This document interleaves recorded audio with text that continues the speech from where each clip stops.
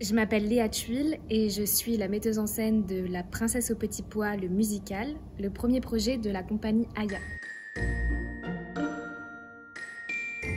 Alors, La Princesse aux petits pois, c'est l'histoire d'un prince qui se réveille un jour avec l'envie d'épouser une princesse. Et donc il va voir ses parents et ses parents lui disent d'accord, il faut que tu partes, mais il faut que tu épouses une vraie princesse. Il va voyager alors à la recherche de l'amour, mais à chaque fois il va tomber sur des princesses plus étranges les unes que les autres.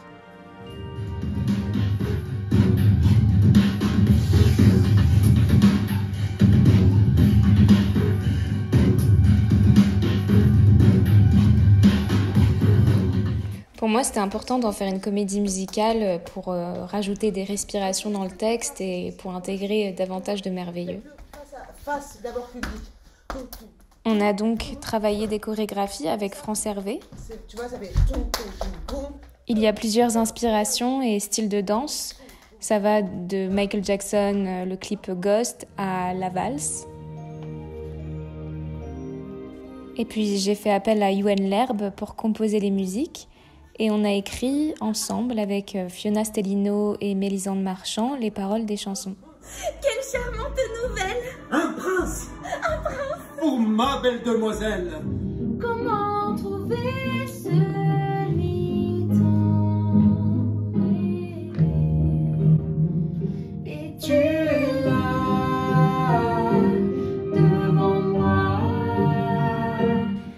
Il y a 4 comédiens au plateau, Marco Carafa, Mélisande Marchand, Simon Rodriguez Pereira et Fiona Stellino.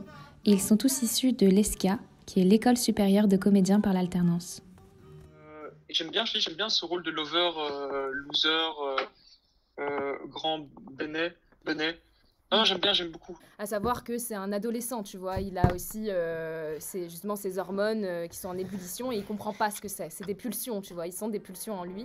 Je travaille avec Joséphine Sens, qui est la scénographe sur le projet. Elle construit sur mesure les trônes. Les trônes sont rotatifs, ce qui permet d'avoir l'image d'une porte et le siège. Visuellement, je voulais m'inspirer de l'univers de Tim Burton, donc on a travaillé sur des formes, des volumes, des lignes imaginaires, fantastiques.